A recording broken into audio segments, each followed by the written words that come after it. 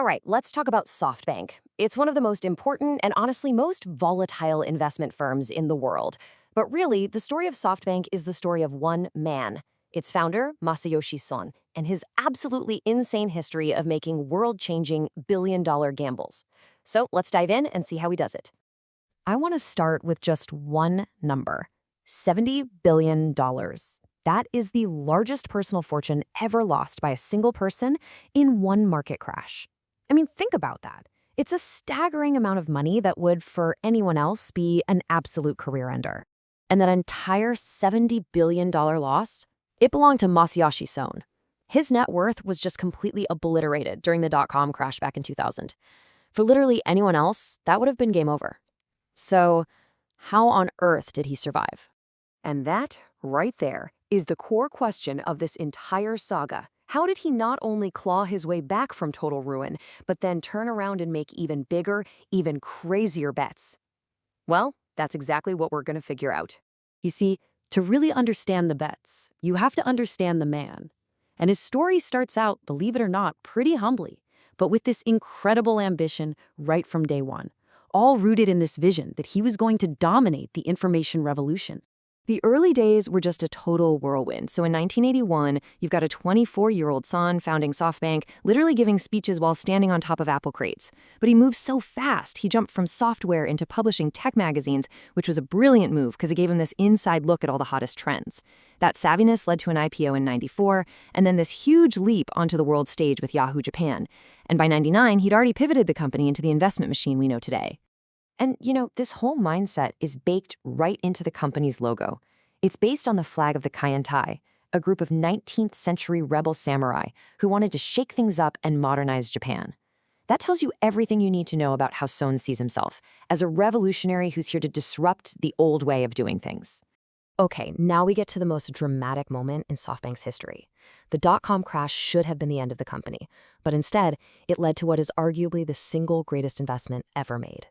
So picture this. It's early 2000. The dot-com bubble is at its absolute peak, and SoftBank's value has ballooned to $180 billion. For a brief, shining moment, Masayoshi Son was the richest man on the entire planet. He was standing right at the top of the financial world. And then, the crash. SoftBank's value didn't just drop, it completely evaporated. A 93% collapse. Remember that $70 billion personal loss we talked about? This is when it happened, an almost total catastrophic wipeout. But in the middle of all that financial wreckage, with his company teetering on the edge of oblivion, Son made a small and what looked like a totally insane bet. He put just $20 million into this tiny, completely unknown e-commerce company in China. Well, that $20 million bet on a little company called Alibaba turned into more than $60 billion. That's a 3,000 times return. It's widely seen as the single greatest venture capital investment in history. And that one bet didn't just save SoftBank, it funded absolutely everything that came next. So now, flush with cash and a ton of credibility from the Alibaba win, Son sets his sights on something that would totally rewrite the rules of tech investing. He wanted to weaponize capital like no one had ever seen before. He called it the Vision Fund. I mean, just look at this comparison. The scale is just staggering. A really big, typical venture capital fund might raise $1 billion, maybe $2 billion. Son went out and raised $100 billion. He wasn't playing the same game as everyone else. He was creating a brand new one, using this overwhelming mountain of cash as his primary weapon. And the strategy behind this giant fund was called the cluster of number ones. The idea was pretty straightforward. You pour billions into a company like Uber to make sure it becomes the undisputed leader. Then you do the same for, say, DoorDash in food delivery. Then you get them to work together, creating this powerful network that only SoftBank really controls. Now, this strategy hit its absolute peak of insanity with WeWork. At one point, the Vision Fund's money implied that this company, which basically just runs out office space, was worth $47 billion. This was the high point of all the hype and exuberance. And then, the fall. The WeWork deal didn't just go bad, it imploded in spectacular fashion. It resulted in a total loss for SoftBank of over $14 billion. It went from being the Vision Fund's crown jewel to maybe the biggest venture capital failure of all time. So what went so wrong? Well, this quote right here gives us a huge clue. Son had this belief in what he called the animal smell of a founder, this gut instinct. But the problem was that gut feeling started to become more important than, actually checking the financials. This founder worship led directly to the disaster at WeWork. After the WeWork debacle and the huge Vision Fund losses, a lot of people thought SoftBank was toast.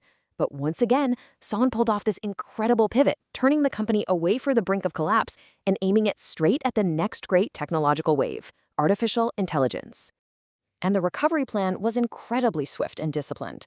First, he just slammed on the brakes. He called it defense mode and basically stopped all new investments to stop the bleeding. Second, he started selling off assets to raise cash, including most of that legendary Alibaba stake. And third, he unleashed his secret weapon, the IPO of the chip designer ARM. And here's the genius of owning ARM. See, ARM doesn't actually make chips. It owns the blueprints. And its specialty is power-efficient design, which is why its architecture is inside 99% of all smartphones. Well, guess what else needs to be super efficient to run? Giant AI models. By owning ARM, SoftBank effectively owns a foundational piece of the entire AI revolution. Of course, the road to AI dominance hasn't been perfect. Son himself admitted to a huge miss, calling the sale of their NVIDIA stake back in 2019 the fish that got away. And yeah, you can see why. Just a few years later, that stake would have been worth over $150 billion. It just shows you the mind-blowing scale of this AI boom. And that brings us to today. Right now, SoftBank is all in on AI. This isn't just another investment theme for them. You really get the sense that this is it. This is the ultimate culmination of Masayoshi Son's entire high-stakes career. This chart really tells the whole story of the transformation. Just a few years ago, this whole thing would have been dominated by Alibaba. But today, the portfolio is centered entirely around ARM, a big new stake in OpenAI, and other critical AI assets. It's a completely reborn company, built specifically for the age of AI. And so, we're left with the one question that will define SoftBank's future. After this wild career of dizzying highs and absolutely catastrophic lows, has Masayoshi Son finally positioned his company for its greatest victory yet? Or is this massive, all-in bet on AI the one gamble that finally proves to be too big? Right now, the whole world is watching to find out.